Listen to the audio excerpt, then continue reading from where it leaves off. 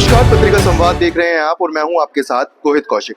आज CD international school में meritorious ceremony का आयोजन किया गया, जहां 10th और 12th में जिन बच्चों ने टॉप किया है उनको सम्मानित किया गया। आज यहां पर चीफ गेस्ट के तौर पर उषा प्रियदर्शी जी आई हैं, जो कि भारतीय जनता पार्टी में महिला मोर्चा की अध्यक्ष हैं हरियाणा में, और उनसे बात करते हैं कैसा उनको महसूस हुआ, क्योंकि बच्चों को मैम आपने सम्मानित किया है। क्या कुछ कहेंगे? काफ़ी बच्चे हैं जिन्होंने 90 से जो है परसेंटेज से भी अवार्ड लिया है, क्या कुछ कहेंगे? देखिए, मैं आभार व्यक्त करना चाहूँगी यशपाल यादव जी का और स्कूल की प्रिंसिपल निशा जी का, जिन्होंने आज ये प्रतिभा सम्मान समारोह किया। इस तरह के प्रोत्साहित करने के लिए बच्चों को आयोजन स्कूल के अंदर होने चाहिए। इनसे क्या होता है, जो बच्चे अव्वल आए उनका तो मोटिवेशन होता ही होता है, वो और ज़्यादा अच्छा कुछ कर पाएँ। लेकिन जो बच्चे आज किसी कारण से ठीक से नंबर नहीं ले पाए, उनका भी एक अलग से मोटिवेशन होता है कि कल को मैं भी मेहनत करूं, मैं भी आगे बढ़ूं और अगली बार मुझे भी इस मंच पर बुलाकर प्राइज़ मिलेगा। तो ये एक प्रयास है कि हम किस तरह से बच्चों को के अंदर वो जुनून भरें, वो जज्बा भरें कि वो आगे अपने भविष्य को संवार सकें। देखा जाता है कि कई बच्चे जो हैं भटकते हुए नजर आते हैं, गलत राह पर जाते हैं, लेकिन कुछ ऐसे बच्चे हैं जो समाज में मिसाल जो है वो बन के निकल रहे हैं। उनको क्या कुछ कहेंगे जो गलत रास्ते पे चल रहे हैं? उन बच्चों को किस तरीके से? देखिए, उसमें सबसे पहले माता पिता, स्कूल के अध्यापक और समाज, ये तीनों मिलकर ऐसे बच्चों पर हम काम करेंगे तो निश्चित तौर पर बहुत कुछ सुधार उन बच्चों के अंदर भी आ पाएगा। क्योंकि पाश्चात्य सभ्यता का असर इतना ज़्यादा भारत के अंदर आया, क्योंकि हमने सोचा था आधुनिकता इसलिए आए कि हम तरक्की करें, लेकिन उसका कहीं ना कहीं गलत इस्तेमाल हो गया और उसके कारण बच्चे अपनी दिशा भटक रहे हैं।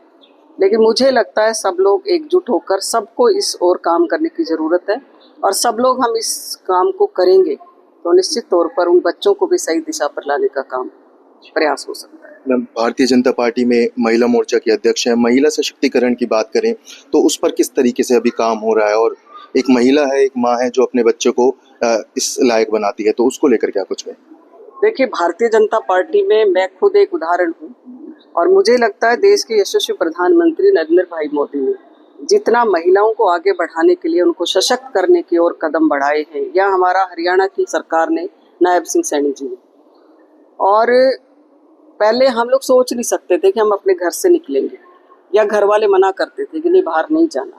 लेकिन मैं आज के इस परिवेश के अंदर ये मानती हूँ कि 2014 के बाद जो महिलाओं में एक उत्साह, एक जुनून, एक जज्बा बाहर निकल कर आया है।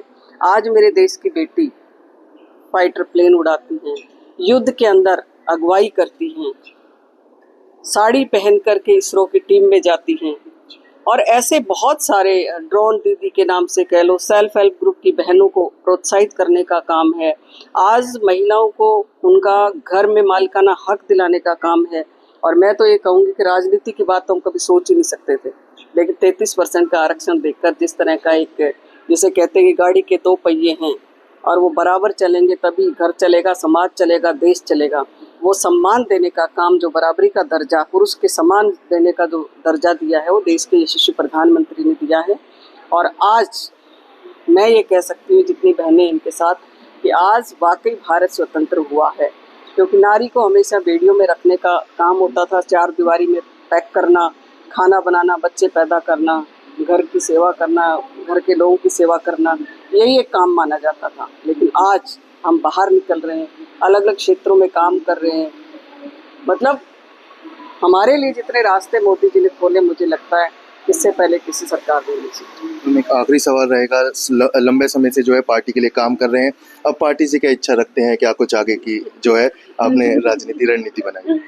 देखिए, पार्टी ने मुझे पहले ही बड़ा सम्मान दिया हुआ है, महिलाओं का नेतृत्व करने का काम मुझे दिया हुआ है, महिलाओं को जगाने का काम मुझे दिया हुआ है, और पार्टी से मेरी कोई विशेष इच्छा नहीं। इसी तरह से मैं सब लोगों के बीच में रहूं, ऐसा सम्मान मुझे मिलता रहे, और मैं तो एक छोटे से सिपाही के रूप में पार्टी के लिए काम करती हूँ, इसी तरह से करती रहूँ। बहुत बहुत धन्यवाद मैम। तो ये थी हमारे साथ उषा जी, जिन्होंने बताया कि किस तरीके से वो महिला सशक्तिकरण के लिए काम कर रही है, साथ ही उन बच्चों को भी आगे बढ़ाने का काम कर रही हैं जो कहीं ना कहीं पिछड़ते हुए या फिर गलत संगत में जाते हुए नजर आ रहे हैं। ऐसी तमाम जानकारी और खबरों के लिए देखते रहें पत्रिका संवाद।